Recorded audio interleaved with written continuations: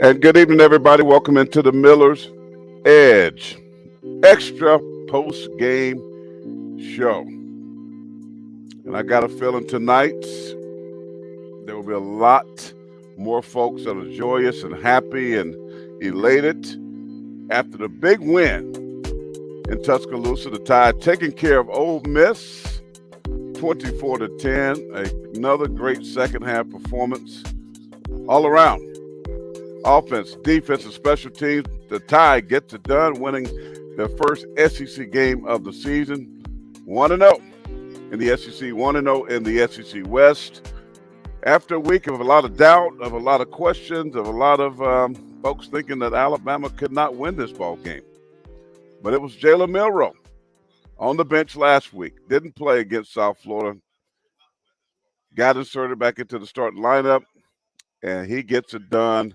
A big win for Alabama. Got back to the Alabama standard, and they are rocking and rolling. I'm sure there's a party happening down in Tuscaloosa on tonight. Good evening, everybody. I'm Corey Miller, the pastor of Payne, alongside sideline reporter for the Tide, former Alabama captain Christian Miller. Is with us still in his work attire tonight. Normally we see with his hat on and a polo shirt or a tight muscle shirt. And a mustache. And a mustache. Yeah, he's shaved and he's looking like a preacher right now. But Christian, big day, big game, great weather. I'm sure the atmosphere was phenomenal. It looked great on TV.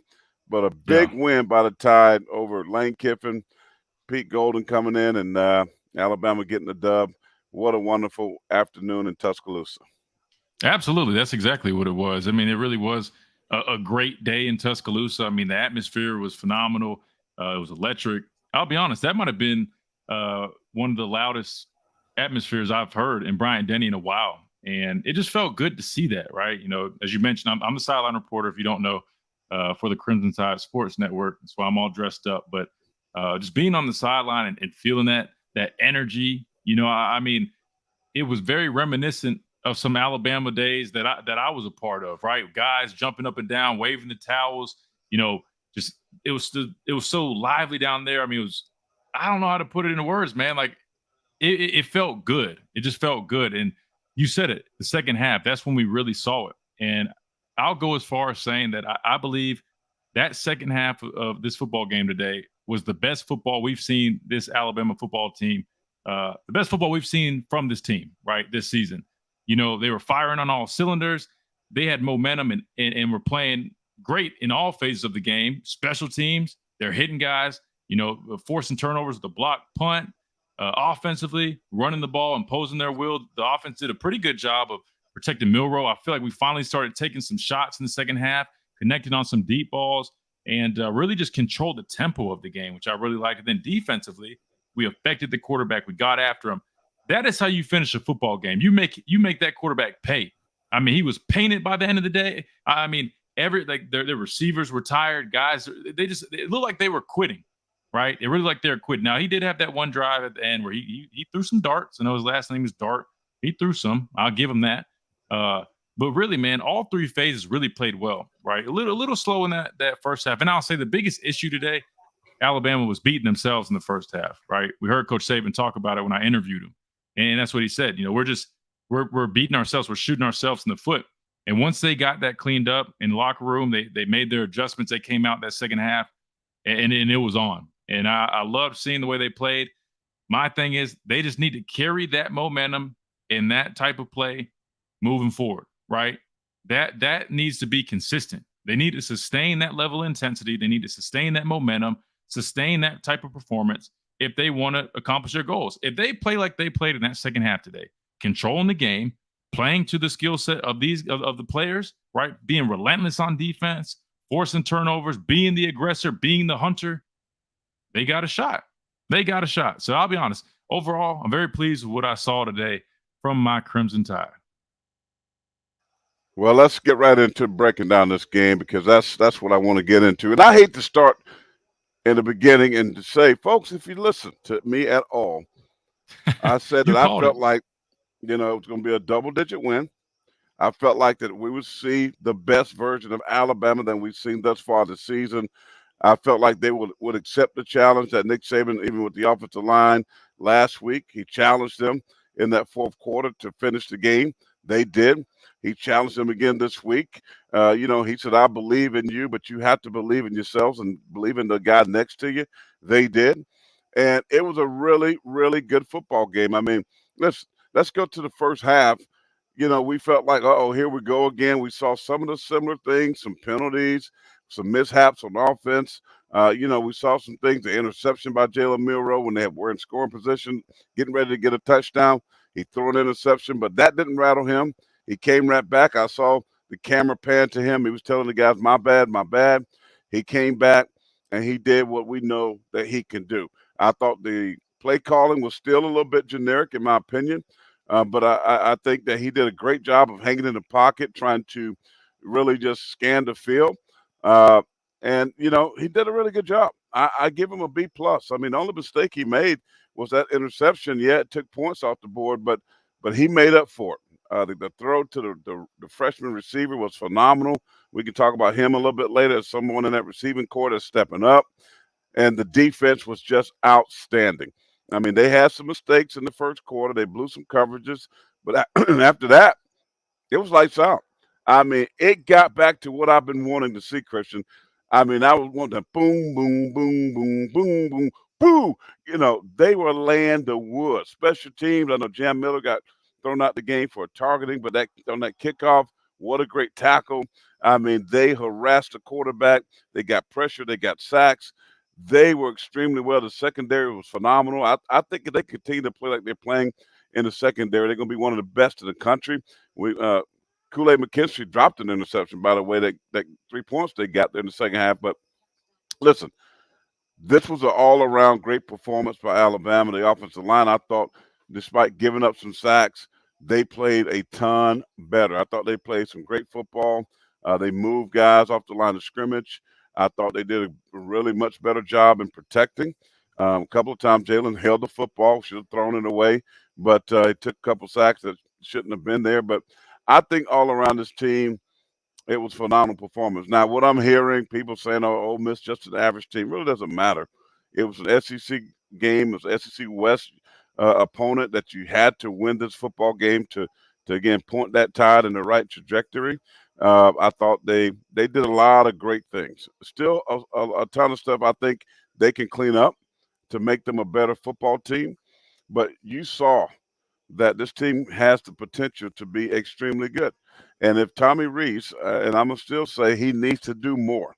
I think he still needs to expand the playbook. He still needs to be more innovative in his play calling because I think they have weapons that they can get the ball to that can be explosive in space.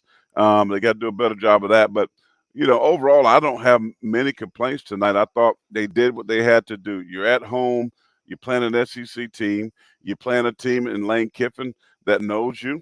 You're playing a team, your former defensive coordinator that knows you. And they did a really, really nice job all around. Listen, that's what you want.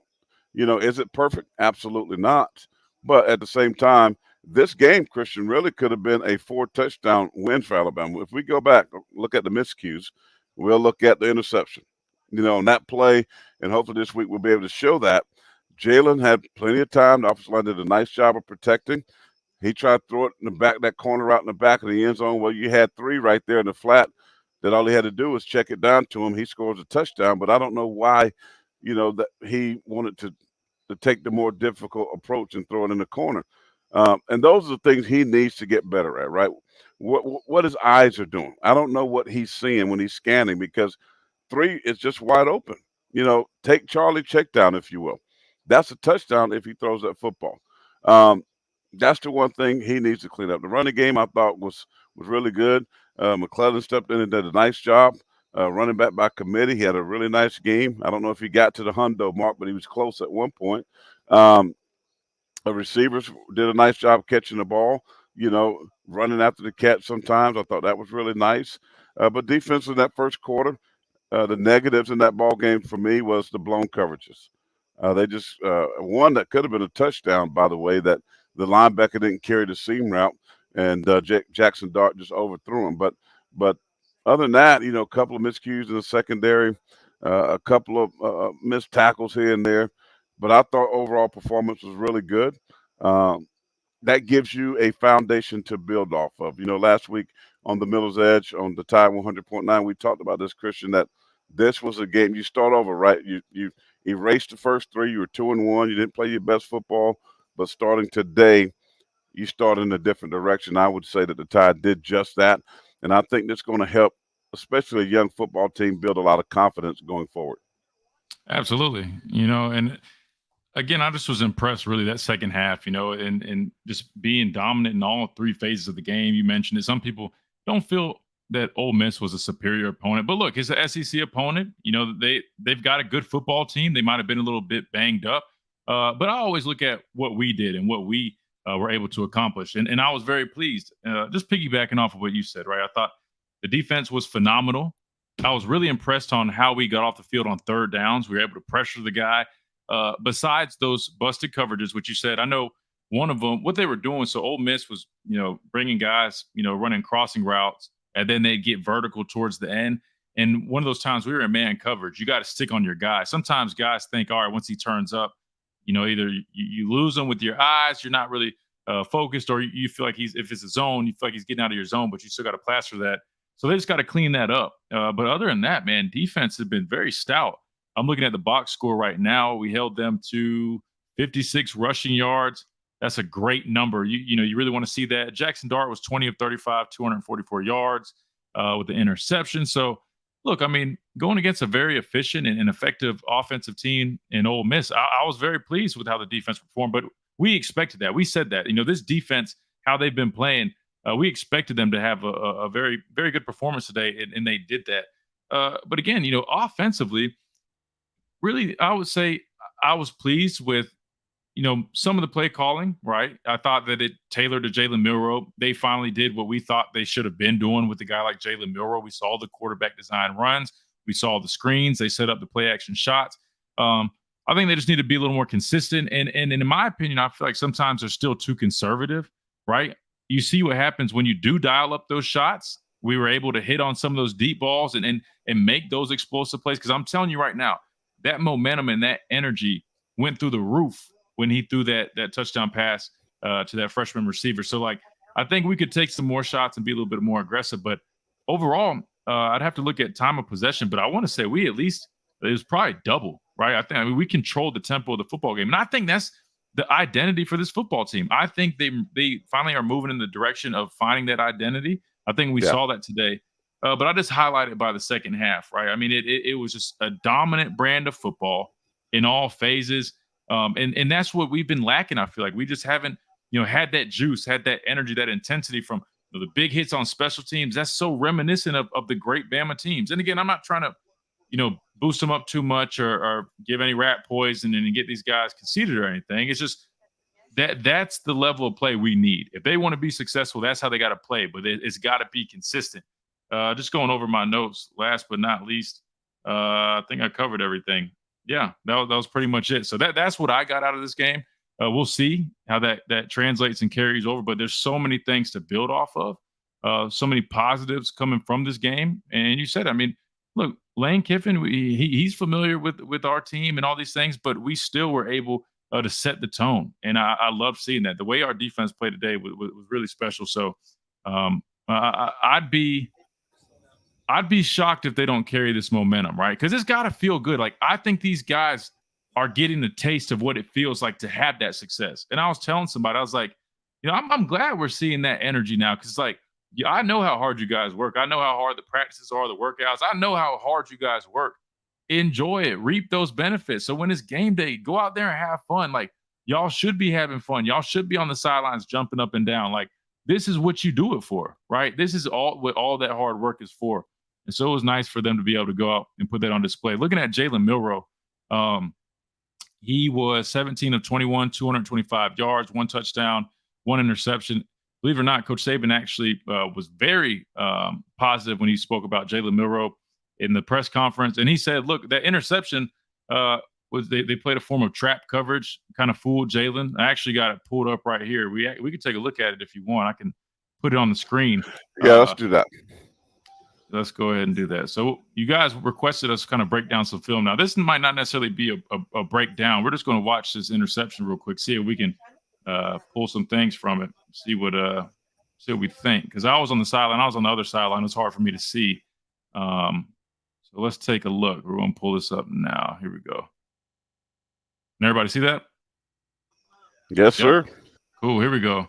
All right. So here's a pick from Jalen Miller in the second quarter, 9:55 on the clock. Well, hold on. Let's take it on back, right? Oh no, this might not be where they're in there. I was about to say, let me say this before we jump into this. The one call where I was really scratching my head was when we block the punt, we get the ball on the 1 yard line, and we go out of the pistol. I don't, which led to the high snap. I mean, yeah, right. The center's got to snap that better, but I mean, I don't understand. Like, we see Philadelphia, how they use that quarterback sneak with Jalen Hurts. You got Jalen Miller, a guy. I mean, look at the stature of this guy. Just run a sneak, man. Anyway. Yeah, that was one of the things I missed too when I was pointing out the miscues. I mean, what a great job on special teams getting a block punt. I think it was Ja'Cory Brooks that blocked the punt. You get it at the 1. I mean, that is just a gift. And then the next play, you come out with a high snap. But yeah, go under center. You got a 235-pound quarterback. It's one of my pet peeves, and not just Alabama. Everybody does it. Like, it's fourth. I mean, Clemson, it had to happen to them also today when they needed 1 yard, end up losing the game. Let's get up under the center, take the snap, and just move forward. Got somebody push you in the end zone. It's just that simple. But we try to get too cute all the time and run these exotic plays when just be simple and get the touchdown. But yeah, that was another miscue. But I don't understand why offenses do that. But yeah, let's go ahead and look at this interception by Jalen Milroe here. But I think here we go. Go back, Christian. You can see he's right here in the flat. Now there's a guy there early, right? But still, if you got good eyes and good quarterback recognition, that ball is out. You give it to 3, boom, right now, throw it. Right now. There's no way that the defender can get there. Throw the ball. He spins to his right. He's in the end zone for a touchdown. Now look at the back end. We're not in the regular film room. I can't pull up the back end. I know, but I'm just saying. Wish. If you freeze at the back end, just that would pause really it when you get right, freeze it right there. Why would you throw that ball right here? There's no way. I mean, 2 defenders right here just staring it down. Why would you even try to force that throw? If you're going to make that throw, you throw it to the back pylon. Put your arrow, Christian, on that back pylon right there. You throw the ball back there to that back pylon and make it to where your guy is on right here. Throw it right there. High point. And now, because your receiver's behind the defenders, throw it back to the back corner pylon, and if he don't catch it, it's out of bounds, right? Look where he throws it. He basically throws it right to the defender. So I don't know. He's staring down, but here's 3. Just give him a chance, right? Just give him a chance, and that's probably a touchdown. That's the area that he has to get better at with his eyes. Yeah, it looked like it was. Like Coach said, it was a form of trap coverage, so I'm gonna go with that. I mean, he probably thought this corner was going to squat and drive on Burton right there. But again, you're right. You're kind of forcing the error throws on 3rd and goal. Worst case, just throw it away, take the points, right? So I agree with you on that one. But we'll save this for when we really got time to break stuff down. But we definitely start doing that kind of stuff, looking at tape now that we got the resource to know how to do all that. But the only other thing I would say is there was a situation where he took a sack, kind of moved them back. Luckily, we got Will Reichard. He should have just thrown the ball away, took a sack, lost 8, 9, 10 yards. I don't know what it was, but definitely made a longer field goal. But you got Will Reichard. You know, you can afford to do stuff like that. But overall, really, really good, efficient game from them. But I'm telling you that style of play is what they need. Run the football, quarterback design runs, gear up some shots here and there, work the perimeter. Yeah, I mean, really, I'm telling you, I wish I could find this time of possession.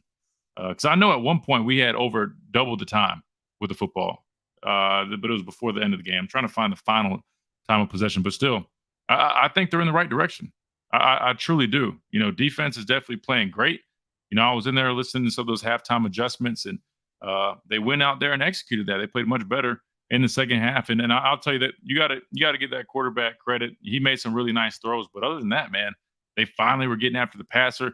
Chris Braswell, I keep talking about him because I'm telling you, he's one of the most technical guys on that team when it comes to pass rush. He's able to use his hands, had a really nice cross chop that he used on a sack, knocked the ball loose. But man, I'm telling you, they're starting to. I think the team is starting to find an identity now. Maybe they just were saving it for SEC play. I don't know. Like again, I was impressed with the offensive line. Offensive line looked way better today. Now they still struggled at times, but it definitely was a big improvement. But I'll say I saw different guys working in there too. Right? They went to Pritchard at left tackle at times. I think they had what's his name, Terrence Ferguson, who went down with the injury. Speaking of injuries, might as well give an injury report. Deontay Lawson, Terrence Ferguson, both those guys went down with injuries in the game. I think Deontay Lawson was dealing with the right ankle injury. Ferguson, I'm not too sure, but they both went in to the locker room to be evaluated, ended up being ruled out for the remainder of the game. So that's something to keep an eye on. Losing a guy like Deontay Lawson is tough. You know, he's the head of the defense. He's the commander-in-chief. Jahad Campbell and Blackshire did a really nice job filling in along with Tresman Marshall. Those guys played really well in his absence, but that's something to watch out for because anytime you lose a key piece like the Mike linebacker, you definitely are going to miss them. But really nice job by those other guys filling in. We've got a super chat from Adam, $25. Adam says, "Hey guys, yeah, $25. Thank you, Adam. Appreciate that, Adam. Thank you so much. You always are showing support, so we appreciate it." Adam says, "Hey guys, I hate to say this, but I just don't feel like Milroe is that good. Great guy, but he doesn't read defenses well. Throws bad INTs and run after his first read is in there. Am I wrong?" I'll just say this. Looking at Milroe, he's not your typical drop back quarterback. If you're used to looking at a quarterback like Bryce Young, Tua Tagovailoa, you're going to be very critical of a guy like Jalen Milroe, but that's not necessarily a strong suit. He's an athletic dual threat quarterback that has playmaking abilities outside of just throwing the football. So it's definitely going to look different. And I agree he can improve on reading defenses, but it's not just – I know what you see and you might think he's just getting out of there after his first read. I'll break this down like this. Alabama today played a lot of 12 personnel. That's one running back and two tight ends. So with that, they had a lot of 6-man, 7-man protection. So there was only like 2, 3-man routes. There's not as many routes being ran when you're in those personnels if you're keeping those guys in the block, right? So sometimes there's not going to be that many reads because there's not that many guys running routes. And if anything, I was actually happy to see him taking off and using his legs to make plays because that was one thing I felt like he didn't do enough in the Texas game. He was too hesitant to use his legs, and probably because he didn't want to be looked at as that kind of guy. But here's the thing. It doesn't matter how you make plays as long as you make plays. And him getting those 2, 3, 4 yards on those scrambles were huge because if nothing's there, you either throw it away or if there's a window, you take it. And that's what he did. So I could understand how you might see that, Adam, and I get it. You know, he might not be a Shedeur Sanders or a Caleb Williams. That's not necessarily his game, but I think he's good enough to help you win football games. And the fact of the matter is, Adam, he's the best guy for the job. We've seen that. We saw what the other guys were able to contribute when they got in against USF. You know, Jalen Milroe was not perfect. He does, kind of tend to put himself in position to force some of those turnovers. But here's the thing. He's the only guy that you really can put in there that might actually have success. Ty Simpson's still learning. He's going to be a great quarterback, but he's still developing. He's just not there yet. Tyler Buckner, we saw him, did not look comfortable at all. He's not the answer. Jalen Milroe gives you the best shot. So that's who they're going to go with. And I think it's the right idea. We saw that today. Like my dad said, they very well could have beat this Ole Miss team by 4 scores. I think they had 1 touchdown call back from a penalty. And really, they settled for field goals when they shouldn't have to, right? Yep. You had the ball on the 1-yard line. That's another touchdown right there. And I think Jalen Milroe will grow. He's going to keep getting better. He's still a young player. But again, you just have to remember, Adam, he's a different type of quarterback. It might not be what you're so used to seeing, but you still can have success with guys like that. I mean, look at Lamar Jackson, right? Guys that have their legs to make plays. You just got to take advantage of that. So it might look different, but it's still, successful if you do it right. Well, I still think it's the play calling. I do. I said this earlier, Adam. I think that your play caller got to be more innovative with a guy like Jalen Milroe. They're still asking him to do that same Bama style of offense, stand in that pocket and try to replay it. I think that you got so many things that you can open up, man, and make him a better player. I mean, when you look at his stats, nobody's going to say it's bad football. He's 17 of 21. He made some really nice throws, a deep ball. He made the touchdown pass was phenomenal after getting pressure right up the middle. That's a very, very difficult throw to make. So you kind of look at the good, versus the bad. The good way more outweighed the bad. And was this offense looking explosive all the time and just, you know, what you used to seeing with Tua and Bryce Young, just throwing darts? No, no, no. This offense is going to look different, as Christian said. But he is good. He's good at a different style. Um, but the offensive coordinator can Adam help him out. I mean, I still think you want more. I didn't see a lot of screens. I mean, I would run more tunnel screen, bubble screen, just little pop passes and things like that, hitches. I mean, there's so much more that Tommy Rees can do to really help him become a better football player. And he can throw it. I mean, 90% of his throws were excellent today. I mean, 90%. So is the offense probably is it PlayStation esque? No, because a lot of people want that PlayStation style offense. Well, that's not what Alabama's going to have. And Christian said it. He's going to get the more he plays, the more comfortable he's going to get. The more I think they expand the playbook for him, the more he'll just become just natural at doing what he does. And so, uh, is this team right now a national championship team? I don't know. I don't think so. I think that they could be. And I'm watching football now, as you can see Carolina, I'm watching Notre Dame, Ohio State on the other screen. I saw Michigan today, Florida State and Clemson I saw today. I don't think there's a team that's out there that we can just say right now that's dominant. And Alabama, 95% of the teams in the country said if we would have said, hey, let's trade rosters, I promise you, 95% of the teams said, let's do it. They have that kind of talent.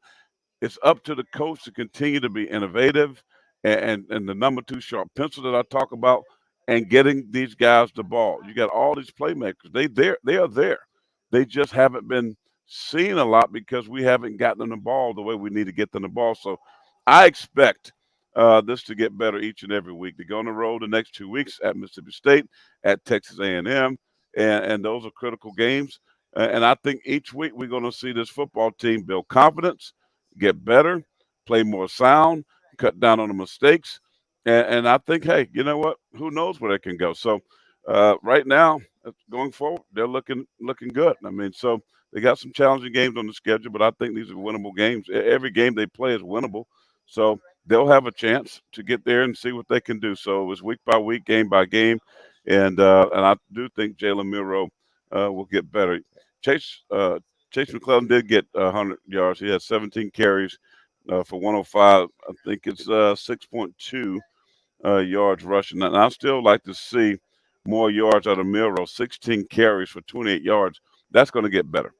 And a lot of those are, quarterback runs or just scrambles. And then the sack yards, I think, comes off of that. But listen, this team is going to get better. And I think the fan base just needs to be patient. I agree with you. And one thing I'll say about Milroe, man, like, uh, really, they simplified it today, which I thought was good. But I'll be honest, I thought he had really good touch on most of his passes, right? And then I loved, like you said, sitting in that pocket, taking that big shot, airing it out. That big shot to Burton, I'll be honest, he laid it on out there. Jermaine Burton did a phenomenal job adjusting to that football and making a phenomenal catch. But I'll be honest, I feel that Jalen Milroe is making progress. I think he still is. I mean, yeah, that one interception was a little rough, but again, Coach Saban pointed out, it was a form of trap coverage, kind of fooled him. That one was a little more difficult to see, but again, just got to be a little smarter in that situation. Have situational awareness, known as third and goal. Don't force anything. Just take the points if you have to, and he's going to keep growing. These are great learning opportunities. And so, those are really good points, Adam. But yeah, like my dad said, I don't know what the ceiling necessarily is for this team. We'll have to see. It's to be determined. But all I know is today they put a lot of positives on tape that they can build off of. And this is a young football team. We got to continue to be reminded. This is a very young football team. No, they definitely are. So they're young and growing, but we'll see. But again, it's not just Alabama. If you look all around college football, every team is really all over the place. Like especially the SEC. Like I don't know, man. I mean, it's really kind of up for grabs right now. But I'll say what I was impressed with is offensive line. I think, they still can have some progress to be made. They definitely can improve, no doubt about that. But they're getting better. They played with some more physicality. There still was some times that I saw too much penetration, sometimes the pocket collapsing, but wasn't nearly as bad as what we had seen in the previous few weeks. So again, I don't know if everybody was kind of saving this type of game for SEC play. I don't know, but it is what it is. It's a new season. It all counts from here. And so as long as they keep getting better, they keep progressing, they win out, they've got a shot. They really do. I want to hear from the folks that are listening. What are your thoughts, going forward, one of the game, but also going forward? Are you feeling more optimistic about this Crimson Tide team based on what you saw today? Again, it's just one game, but how do you feel now that you've seen Jalen Milroe having a vote of confidence from Nick Saban? This is the guy. Nick wasn't looking around saying, hey, Ty Simpson getting the game because he made a mistake there in the red zone. He let him know, hey, this is your game. And we talked about this, that patience, patience. I mean, he's going to make some mistakes. He's still young. This is the A&M. He started, right? Middle Tennessee State, he started.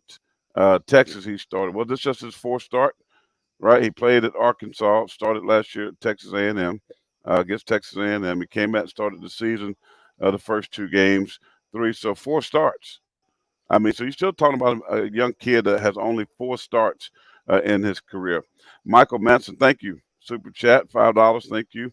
He says, I watched that Notre Dame South Carolina game several times. Why can't Jalen run that offense? Do you think pass reads are high to low? Believe in the check down. Yeah, he can run that offense, and we need to see more of that. RPOs, zone reads, quarterback run boots.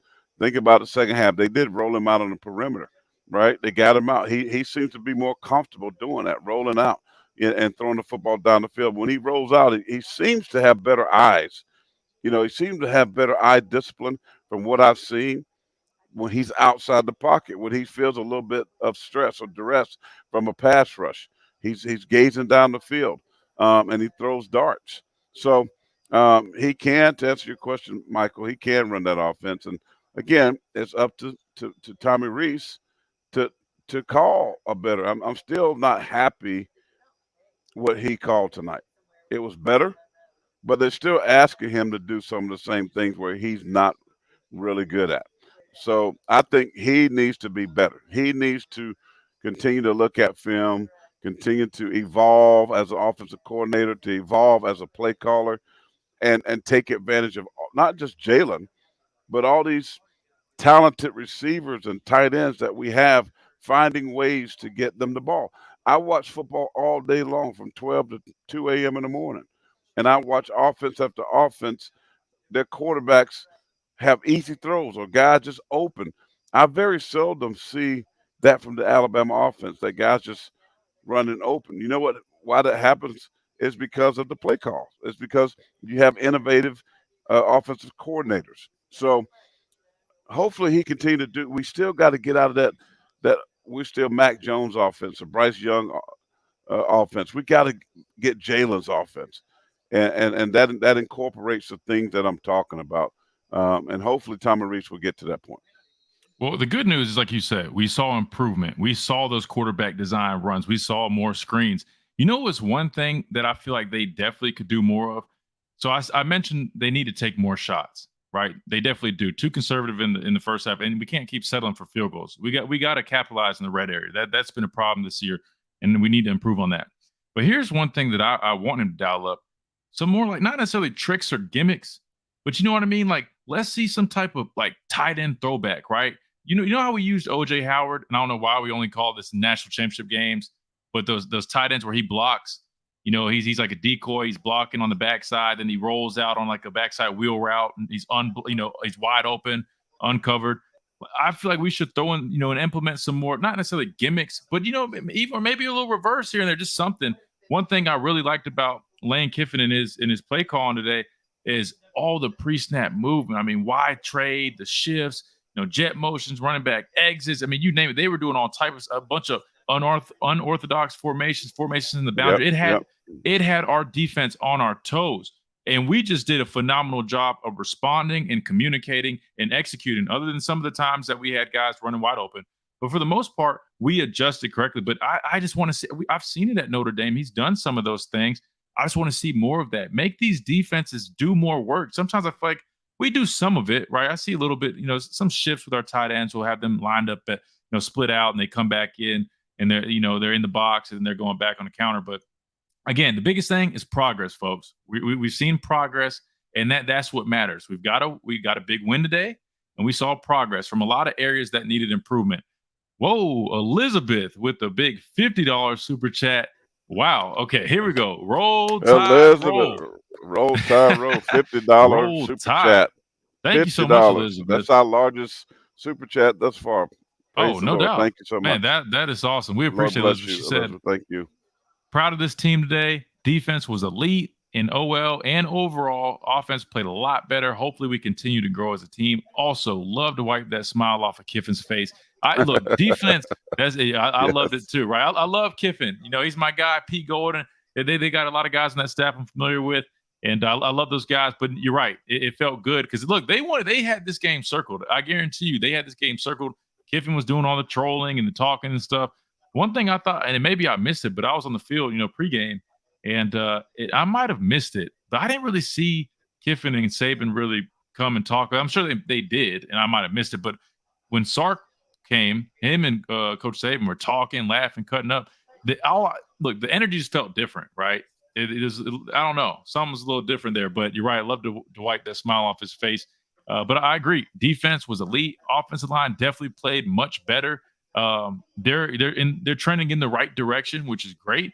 And hopefully we keep seeing that, because my dad said it, you go on the road the next couple weeks, 2 tough SEC games. I know you look at these teams, Mississippi State and A&M, I believe.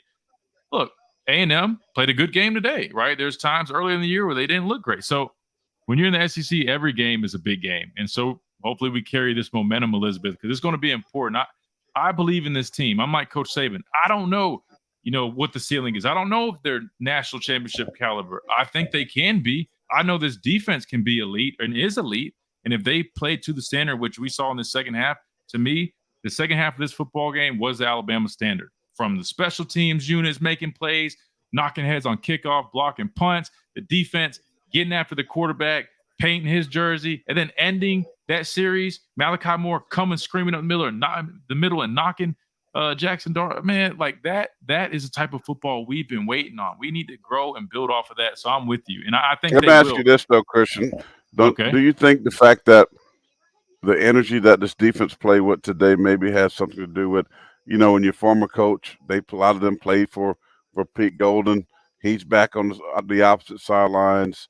I feel like sometimes I know that, when it happened to me in college and during the NFL, and you playing against your former coach, that intensity level elevates because you want to make sure you put them to shame, so to speak, right? Do you think that those players kind of looked at it with Pete Golden over there, like we're gonna go out and really ball out because we're going against our old guy?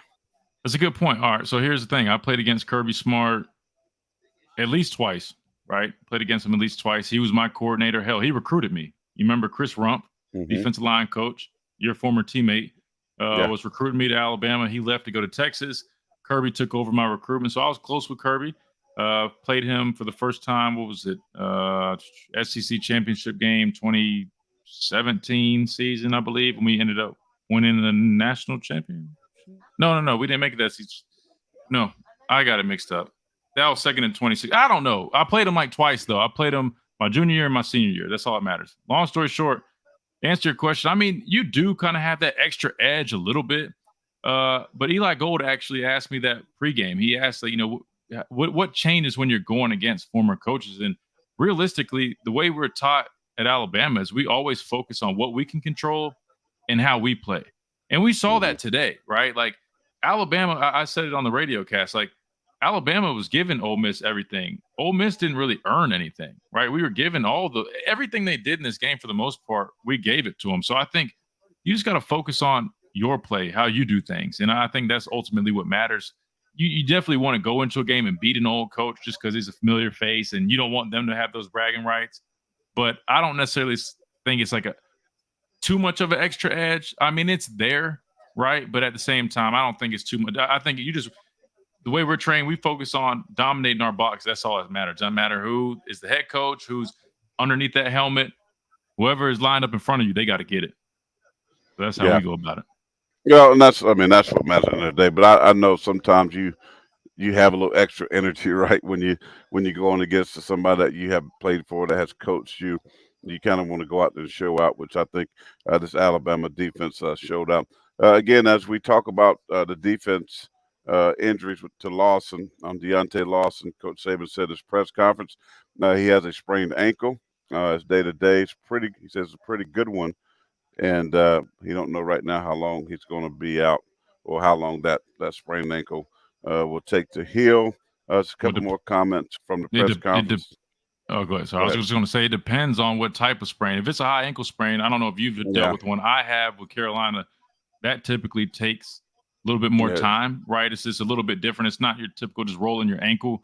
That could have you out anywhere from 3 to even 6 weeks, right? But there's some things you can do to get back a little bit sooner. So I wouldn't be shocked if they end up taking those measures if they have to.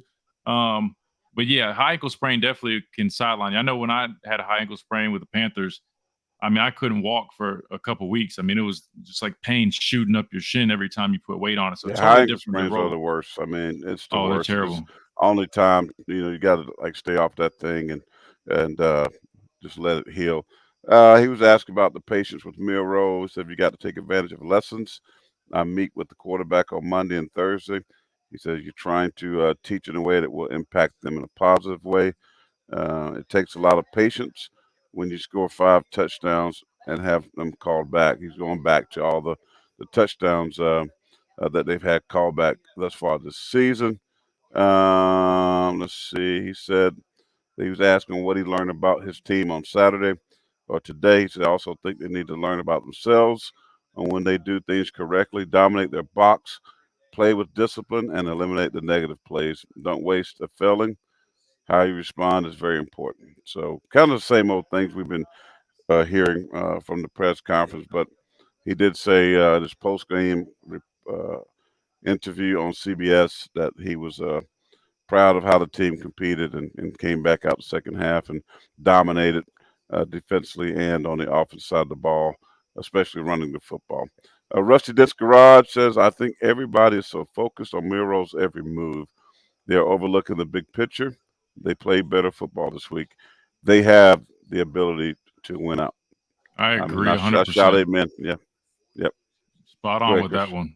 Yeah, and I was Hmm. just going to say, I mean, I've said this from the get go with Milrow. I mean, I think unfortunately, he's following the footsteps of a Heisman Trophy winning quarterback, number one overall pick quarterback, and Bryce Young. And so everybody is going to be comparing him to what Bryce Young has done in his career. And I think it's unfair. Number one, because they're two totally different types of quarterbacks. And number two, you just got to be patient with this guy. He's young and he's still learning. And again, it's just going to look a little bit different. But he, like you said, Rusty, I think they definitely have the ability to win with him. And the bottom line is he's the best man for the job, right? I mean, if there was another guy that gave them a better chance to win, that guy would be playing. They tried to test the waters with that against USF, and we saw what happened. So yeah, I've been saying that it's one of those things where I watch Jalen Milrow, and yeah, you see some of those turnovers that you kind of scratch your head and like, oh, dang, that was tough, man. But at the same time, you just wonder, man, like people are just being so critical about everything. Like I've never seen people go and break down every throw.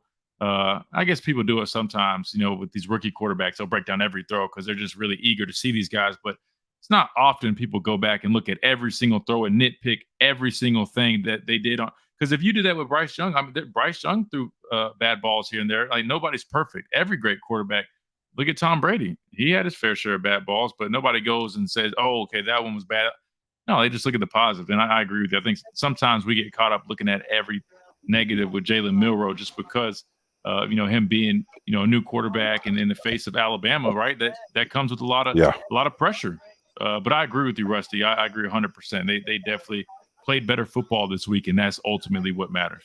Well, when you're the quarterback at Alabama, you're under a microscope. Bottom line, I mean, there is just pressure. I mean, anybody that says, "Hey, I'm committed to Alabama as a quarterback," or "I signed a national letter of intent to come and play quarterback at Alabama," automatically there's pressure, right? And everybody can't handle the pressure. And I think when we go back, and we rewind the tape and look at Jalen Milroe, what he went through.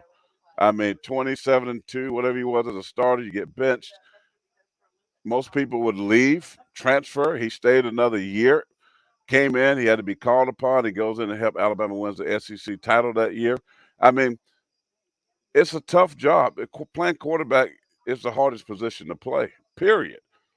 And when you had a storied program that's having a storied run, a dynasty in Nick Saban and what he's done the last 15 years, I mean, it's difficult. You don't think that young man hear everything, not just from what we saying and talk radio every day to what's happening on social media. These kids look at it. Then they obviously see ESPN, SEC Network, every other major outlet. They, his name is in everybody's mouth. But unfortunately, you can't go, hey, keep his name out your mouth. I mean, nah, that ain't happening. You're the quarterback at Alabama. So I think you have to be built a certain way. And I think that's why Nick Saban said after the South Florida game, when he put him on the bench, how he handled that. Yeah, he didn't like it. Yeah, he was upset about it initially, but he knew he had to have a better attitude, right? I said this last week on the show. One time when I got benched in my 6th year, right? You had to take the approach, the mindset, I'm going to get better instead of becoming bitter. And that's what he did. He learned from it. He won without even playing it down because, let's just be honest, the other guys, well, Ty Simpson didn't suck, but Tyler Buckner sucked. I mean, let's just be honest with you. He was terrible, which we've been telling them everybody that for the last 2 months, whatever it's been. And so by sitting down, I mean, it became a blessing for him because now everybody saw that these guys are not better. We've been telling them. You at practice, I saw the scrimmage. We knew, but people didn't know. They were just going by, well, Tommy Rees, you had to bring this guy from Notre Dame for something. I mean, blah, blah, blah. But then you don't think, well, Notre Dame didn't want to keep him. They brought in, a quarterback from Wake Forest is playing right now as I speak, let him go. So he obviously wasn't that great of a player if another team didn't want to keep him. But, as I digress here, it's a hard job to have, and he's going to be the topic of conversation every single week. And it's up to him. As I said last week, Jalen, you have the keys. You got the keys to this Ferrari. Don't go wreck it, right? But go out there and play. You can't go play scared. You can't go play robotic. You can't go play like, you're scared to be great. Just go be great. Have fun. Yeah, you may make a mistake, but bounce back. That's what we saw today. He made a crucial mistake. 7 points or 3 at the minimum was taken off the board by that interception.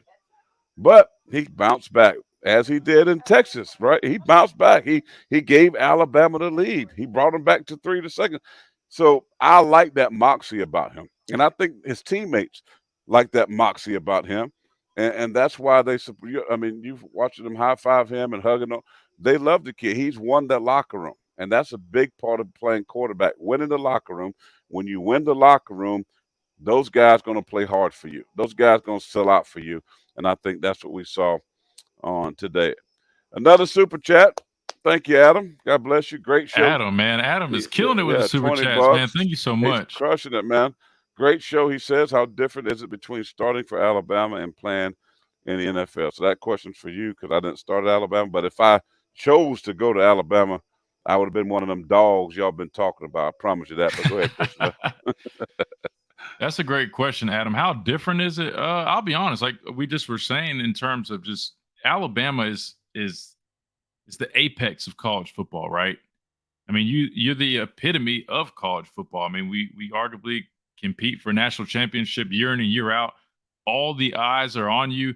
So in my case, starting at Alabama was a lot different than going and playing for the Carolina Panthers, who, let's just face it, we weren't very good. Hardly could make the playoffs. So, it was different. But I'll say this, man. Playing at Alabama is a tremendous honor. Before the game, we had the honorary captains, guys that played back in the 70s and 80s, or maybe even the 60s. Musso and Scott Hunter, I believe. Johnny Musso and Scott Hunter, I think they were the 2 honorary captains today. But it goes so far back to the days of Bear Bryant and just phenomenal coaches, the best coaches ever in Bear Bryant and Nick Saban, then all the players that followed. So it's a huge honor starting here, and just to be a part of this program, it truly is monumental. So I never took it for granted. I always had a sense of pride just putting on this uniform, then finally ultimately earning that starting position. It meant the world to me just because I put so much work in the weight room and extra meetings and just, earning my stripes on special teams and getting opportunities in pass rush situations, then ultimately being a full-time starter. And then in the NFL, it's a tremendous opportunity because that's what you dream of, right? I played a few years, ended up transitioning towards the media side of things. My dad played 9 years, so he can speak on playing in the NFL and really, what that's like. But anytime you get a chance to live out your dreams, man, it's definitely a blessing. But I'll say the difference really to me, the NFL and now college is more of a business, but the NFL is a business, right? It's cutthroat. It is what it is, and it almost takes away sometimes from that camaraderie, that brotherhood that once was in, in the locker rooms in college. In the NFL, guys are getting out of practice, they're heading home, their families, their wives, their kids. In college, we hang around each other in the dorms, we're having cookouts.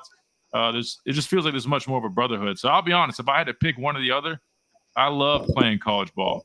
The NFL is great because the compensation and the lifestyle, living out your dream and playing on Sundays. But there's nothing like, putting on the Alabama helmet and going and competing every year for a national championship. I mean, that alone is like the highlight of my life, man, is winning 2 national championships and playing with countless other guys that played in the NFL that won Heisman's. It's that brotherhood is special, and it's probably like that everywhere. It is like, I'm sure my dad has that same feeling about his teammates that he played with at South Carolina, but there's just something about this Bama brotherhood, man. Like anytime you run into a guy that played at Alabama, like it's like that's your guy. Like y'all are locked in for life. So Yeah, no that's doubt. my I take mean, on it. playing college football is, Adam, is you build so many relationships, and when you compete, the blood, sweat, and tears, and all the different stories. You see guys come, you see guys go. We laugh. I went to my buddy here in Columbia that shaves my head, and he played offensive line for us. He was the barber in the dorms. So now he's been a barber, for 20 something years here in Columbia. And when I go there, he has all kind of stories, and we laugh and we joke, and just a lot of good times, mostly good times, but a lot of tough times. And the 5 o'clock winter workouts, you get to bang on the doors, you got to get over there and get mat drills and all that stuff, to spring ball and summer ball on the tracks, running those 110s, 220s, 440s in 100-degree weather, and guys falling out. I mean, but yeah, college is wonderful. To be honest with you, college football is better from a camaraderie, relational type thing, better than the NFL. Because the NFL is a business. Like Christian said, it's about your check. It's about getting that money. Sometimes, yeah, I cared about. I hated losing. You heard me talk about that, but some guys didn't care. They just knew that back in the day when I played, they hand you your checks out, especially on a road trip. On the Mm-hmm. plane, the guy coming around, his name was Jimmy. Everybody remember Jimmy because he's the check man. He's the envelope man. So it's like, man, we just lost to Chicago or Green Bay or Dallas. Hey, Jimmy, with my check. You know what I mean? So it's like, Well, yeah, did you have yeah, guys like? I'll be honest, I'm not gonna say any names, but we knew we weren't making the playoffs, and once it got to that point, dudes just started bucking the system. All they cared about was how many sacks they're going to have, padding their oh stats, yeah, and trying to get those bonuses. And I just coming from yeah. Alabama, I I was was trying to like, get my money. I mean, I mean, because but I'm just saying, I came from Alabama, so that's foreign to me. I'm like, well, you got a bro, lot more money where is than the I got competition? coming out. Like, My signing y'all, bonus was $35,000. Right. oh, So I mean, they could have paid me in dollar bills. I mean, it's like, it's 6 round pick. We had 12 or 13 rounds back in the day. So mm, my signing bonus was a whopping $35,000. And so, yeah, my contract was heavily incentive laden. Right. So we didn't make the playoffs my rookie year. So when we got down, if you out, I mean, I had all my stuff packed up, shipped home. I was ready to go. But I knew, like, if I got so many sacks, played so many certain percentage of time, I mean, there's 50,000 there, 75,000 there, and I end up making more money in incentives than my whole salary and signing bonus. So yeah, I mean, that's what I'm saying. It's a business. I mean, and you have to treat it as such. Although you can have a passion or love for the game, but at the end of the day, it's a business, and it's the NFL, which means not for long. So you better Yep. make every penny that you can when you can, and because you don't know how long it's going to last. Another super chat from Wookie Gremlin. I hope I'm saying that. Is it Wookie or Wookie? Wookie or Wookie Gremlin. Thanks for the super chat. She says, Thank "Hey you. guys, thanks for the great show, Christian. It's a cool thing that you and your father have this going. I like that y'all were right about Miro. Well, appreciate it. I mean, I just think we just saw what we just saw what we saw. I mean, uh, I think anybody that's a fan or Christian, a former player, you want them to play the best player. If it was Ty Simpson or Tyler Buckner or Dylan Lonergan, I mean, we would have been saying that guy needs to play. I still think Lonergan is maybe the second best quarterback right now, in my opinion. Um, but he hasn't had any burn, no reps. But I think he has the ceiling and the potential to be very good. That's one thing you're going to get here with the Middle Edge Extra. We're going to tell you how we feel, how we see it based on our expertise and knowledge of the game. We'll take you inside the locker room. We take you on the sidelines. Christian's right there during the games in the midst of all this stuff. He was in the locker room at halftime. He's hearing what Coach Saban is saying. He interviews Coach Saban at halftime. So we have insight there, although we don't share everything because you can't do that.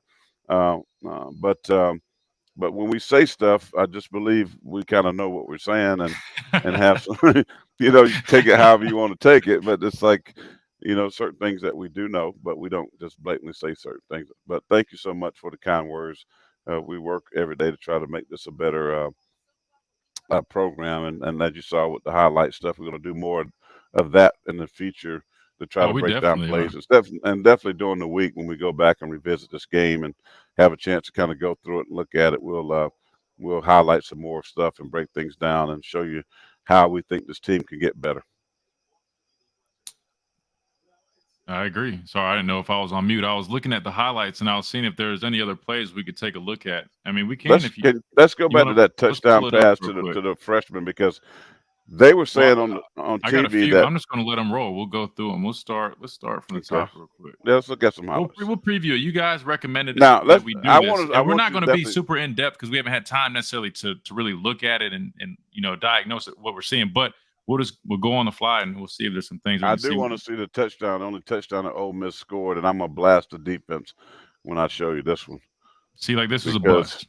I'm telling you yeah, right that's now, a this is a bust.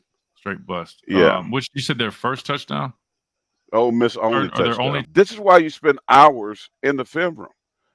See, You spend two more B gap time in the rushers. You got to have an A classroom in gap the rusher. film room, right? So that you can anticipate and know what's happening on the football field. This drives me crazy. You There's a can't bust give in their up. rush lanes. Right, rush like everything is bad. You can't do this against great football teams because this kind of stuff gets you beat. That was the one play I really. Another play I wanted to see was Jalen Miro's touchdown pass because it was phenomenal. Yeah, let's try to. Oh, I thought there it is. I skipped right to it. Yeah, that's, That was lucky. I I don't mean, know look how at I this. Hold guessed on. that. Go back, Start from Christian. the Let's top. see what we Sorry. got here. Right here, they got Is this it right here? 21. And this is 21 personnel. You see the back, which I call Oots is his name. He's more like what I call a U tight end. He's an off the ball tight end, move guy, mimic a fullback. So you see him in the backfield. You got Chase McClellan right there. I think that's him right there That's in the 11. backfield for us. That's 11. He's considered a Okay. tight end. Okay, so we'll call him a tight end. 11 personnel, 1, 2, 3 wide receivers right here. They're going to bring pressure right up the gut. I mean, watch this here. Play action pass. Here comes the blitz from the. So when people say Jalen Milroe isn't a passer, I show you this because this is Tom Brady-esque. This is Peyton Manning-esque. This is what a quarterback's supposed to do. They pick up the blitz. They missed the one guy. You got a free rusher coming right up the middle right here. But he hangs in the pocket.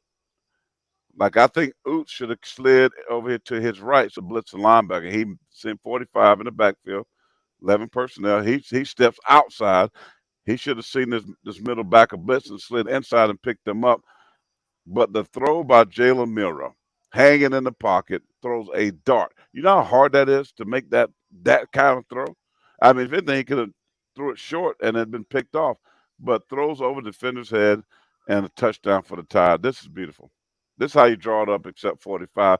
He will get a minus. Everybody else gets a plus on this play, but Oops gets a oops. He gets a oops because he did not pick Yeah. up the blitz. Yeah, no, it's definitely on him. So they got to stack alignment to the boundary, right? And what this is we call it 7-man protection, right? You got man protection right here. All right. So you got 1, 2, 3, 4, 5.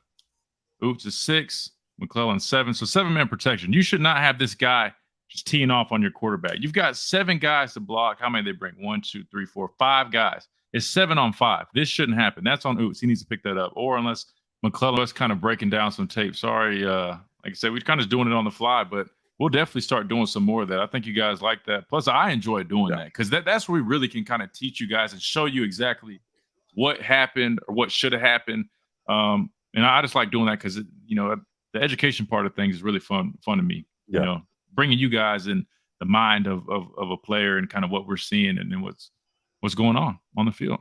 So this has been another great post game show, man. Y'all are great, man. I love all the support. We appreciate you guys joining in and checking us out. Make sure you subscribe and drop a like, please, because again, the more you do that, the more traction we get, the more we can grow, the more we can start implementing new things, whether it's breaking down tape. And we're always open to suggestions. So if you guys got any other ideas, we definitely want to start doing the tape thing, bringing down some tape. But if there's anything else you want, bring on some guests or whatever, let us know. Drop a comment below.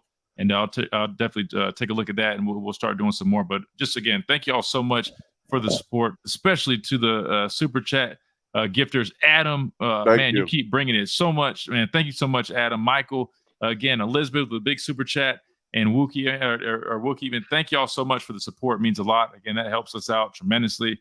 Helps us to do more stuff like this for you guys. So.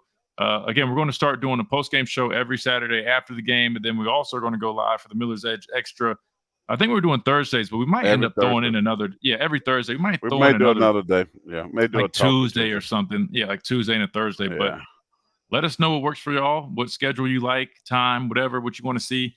Glad to take any advice or any suggestions. You got anything before we get out of here? No, great night. Just to wrap up everything, it's a great win for Alabama.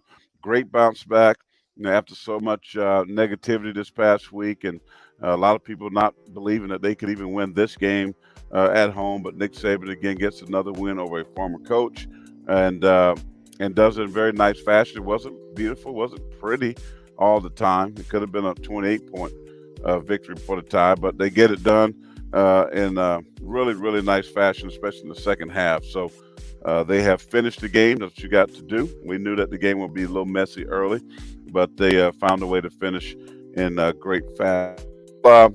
We'll take it. The Alabama Crimson Tide 3-1 on the season. Next week they travel just about 45-50 minutes down the road to start Vegas to take on Mississippi State.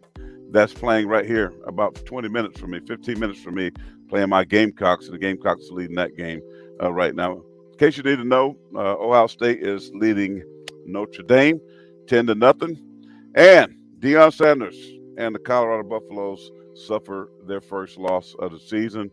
I would call it a beatdown, taken to the woodshed, 42-6. They lose to Oregon, and Coach Dan Lanning said that one team is playing for wins, one team is playing for clicks. You can figure out which team is which. But we'll be back with you on the Miller's Edge, and we'll try to maybe get Tuesday in there, Thursdays, and post-game on Saturday. Make sure you join us, though. Weekday, 11 p.m., that is a.m. Central Time, 12 o'clock Eastern Time on the Miller's Edge on the Tide 100.9, the home of Alabama Crimson Tide Sports. We'll be there. You can check us out there as well. Download that app, Tide 100.9. And great win for the Tide. Nick Saban, 1-0 in SEC play. And now they hit the road back-to-back weeks. Start Vegas, and then the Texas A&M. By the way, their starting quarterback went down today against Auburn as they took care of the Auburn Tigers. But they're playing with a backup. Max Johnson, who played at LSU, will be in the lineup for at least the next couple of weeks. I think they have a chance to get in the top 10, Debbie. I think that probably going to happen for sure. I'm going to get out of here. I hope you have a great rest of your Saturday evening. Have a great Sunday on tomorrow. May the Lord bless you and keep you. Heaven and earth made to smile upon you. That's what we say at the Old Baptist Church in Pageland. And appreciate everybody, the super chats, those that just chiming in. Thank you so much for supporting our YouTube channel. And tell your friends about it. Like and subscribe. God bless you all. You heard the man. We'll see you guys. Thanks again. Remember, like, comment, subscribe, do your thing. We'll see you guys next time right here on the Miller's Edge.